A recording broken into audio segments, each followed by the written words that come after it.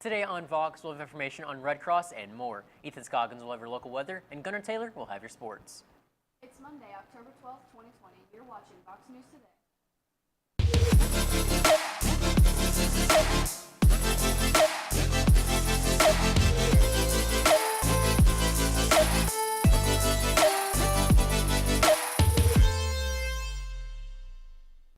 Good afternoon and welcome back. I'm Jay Standridge. And I'm Kendra Taylor.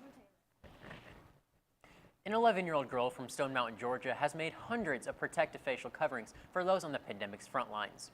Young Holly Morgan initially started with the goal of sewing 500 masks, but was motivated to surpass that mark once she reached it. She was given a check to purchase a new sewing machine along with various equipment after making 1,200 masks for the healthcare workers throughout the pandemic. Oregon Army National Guard Sergeant Erin Guthrie was reunited with a dog she had fallen in love with while she was deployed in Kosovo. Though she had never interacted with the dog brought her peace being away from home. She named the dog Mika, which is short for Mikshia, which means friendship or brotherhood in Albanian, which is the reason why Guthrie said she joined the Army. Since 2013, more than 100 animals have been brought back by the paws of war. Guthrie said there are so many stray dogs in Kosovo that get hit by cars or attacked by wild animals. So knowing Mika is here safe and happy fills her with joy. Guthrie came across Long Island-based Paws of War, which thought its War-Torn Pups program raised more than $6,000 to get Mika safely to the United States and reunited with its owner. Steve Montlago is an 80-year-old man and he leaped into action after seeing the accident on the corner of Crow's Landing and Hatch Road in Modesto, California.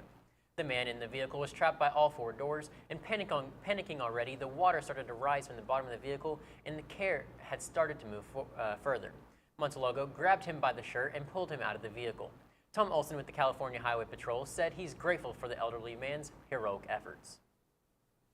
A woman was being held in her Midway, Utah home, and she was rescued Friday after she wrote 911 on her hand to signal that she needed help. The man who caught the signal was the locksmith, who was sent there to change the locks. The locksmith, Greg, reported it and said that the man in the house acted very suspicious. He stayed very close to the woman and only let her use her phone when he permitted it. When deputies arrived at the home, they learned that the man, identified as Grant Egerton, had been in a relationship with the woman in the past and had entered the home without her permission Thursday. The deputies arrested Egerton, and the Wasatch County Attorney's Office charged him with aggravated kidnapping in the course of committing unlawful detention, criminal trespass, and assault. Portland protests are still going on, and yesterday resulted in 2 statues being taken down. The statues were of Abraham Lincoln and Theodore Roosevelt. Along with the statues, more windows have been smashed and more cars have been burned since the start of the Portland protests in July. October 1st welcomed Chattanooga's haunted house Dread Hollow. Of course, they had to make some adjustments due to COVID. In order to attend, you must make a reservation online. There will be no tickets available at the door and no groups over 6 people. The temperatures will be checked before the actors come in. Here's Ethan Scoggins with your weather. We had a pretty foggy drive this morning, and we'll see how much of that has cleared up right after this break.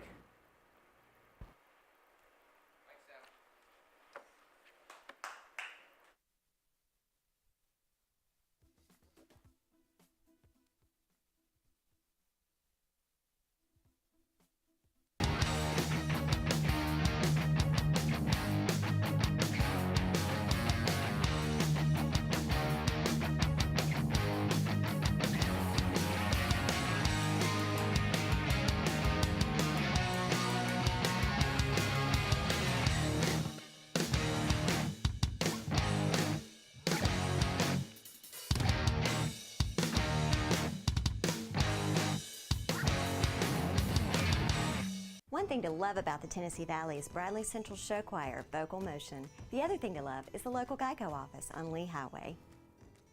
You could save a lot. Oh, you can save a lot. Oh, you can save a lot. But how do you know? Unless you call 894-2600. Got a car? Got a boat? Got a home? Get a quote. CRCC to me is a calling that God placed on my life to really step out in faith on something that I didn't think I could do, and it's been amazing to see how God's worked through it. CRCC stands for Crossroads Community Church, but we're a church that our vision is to be a life-giving church in our community. We do that through helping people know God, find freedom, discover their purpose, and then go make a difference. And so that's what we're doing every week, is helping people discover their jam and go make a difference.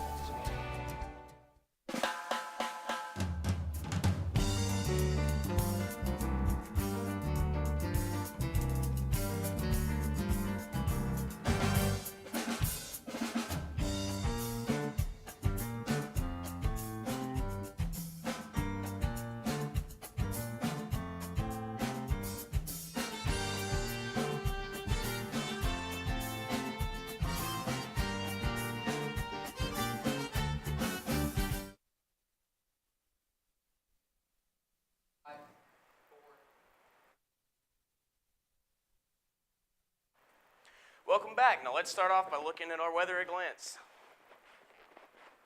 So over here today, we got a high of 79 and a low of 55. We got some clouds coming in early in the morning, but they should be going away by around tonight.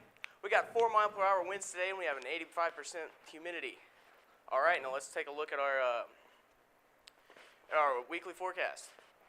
All right, on Tuesday, it's going to be partly cloudy with a high of 71 and a low of 45.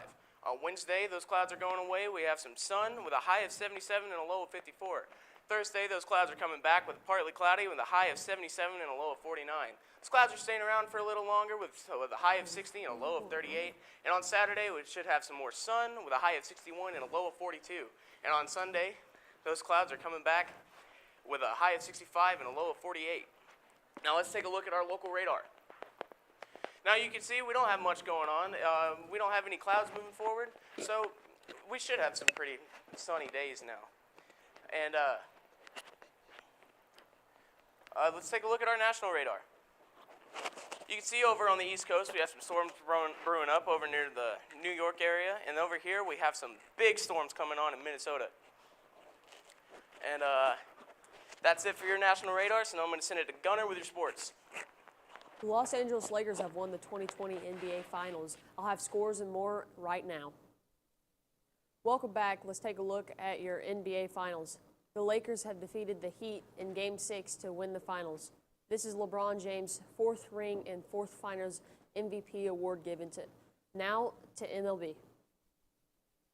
The Rays beat the Astros 2-1, and the Braves face the Dodgers tonight. Let's take a look at the NFL scores. The Panthers beat the Falcons 23-16. The Rams beat Washington to 30-10, and the Cowboys beat the Giants 34. Now let's take a look at the NCAA scores. Tennessee lost to Georgia 44-21. MTSU beat FIU 31-28.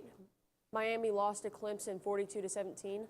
Alabama beat Ole Miss 63-48. That was a really good game. Stay tuned for more after this break.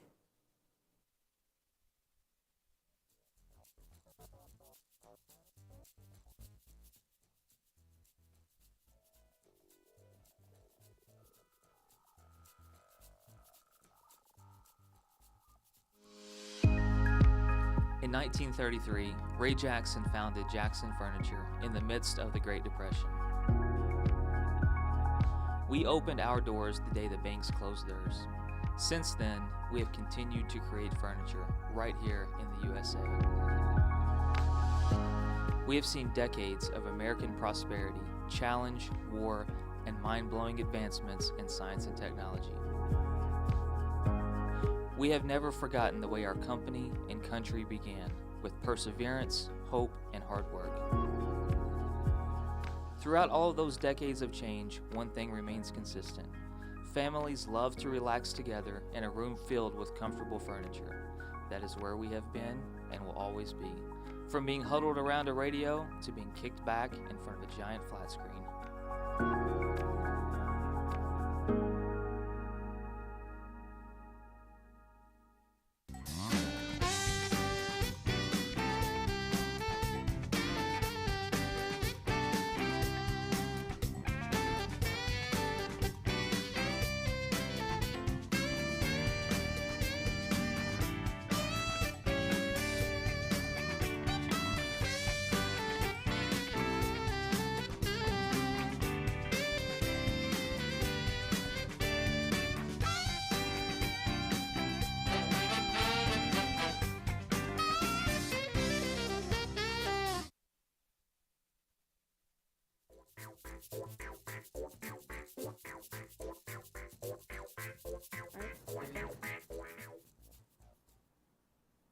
Welcome back, Bradley Central.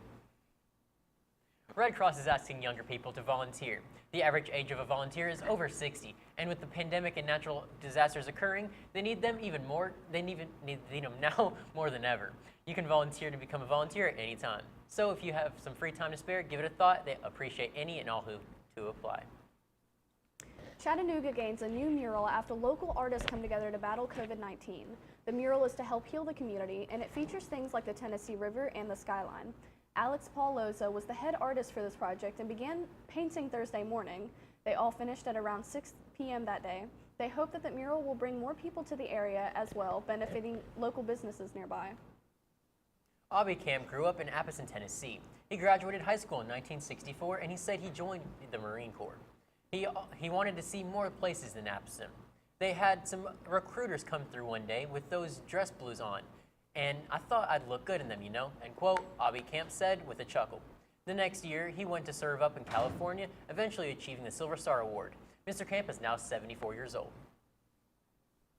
Tennessee's back on the White House's red zone list for COVID-19. When it comes to positive cases list at 17th overall. The top states in the red zone are North Dakota, South Dakota, Wisconsin, Montana, Utah, Iowa, Nebraska, Idaho, Arkansas, Oklahoma, Missouri, Kansas, Wyoming, Tennessee, Minnesota, Kentucky, Alabama, Mississippi, Alaska, Nevada, Illinois, Indiana, Texas, and South Carolina in that order. We are online at YouTube at BCHS VOX News. You can check us out on Facebook, WTNB, and of course at voxnews.net. Tell your family and friends to watch each day. You just can't get enough of Vox. That's all we have for today, Bradley Central. And as always, God bless and go Bears!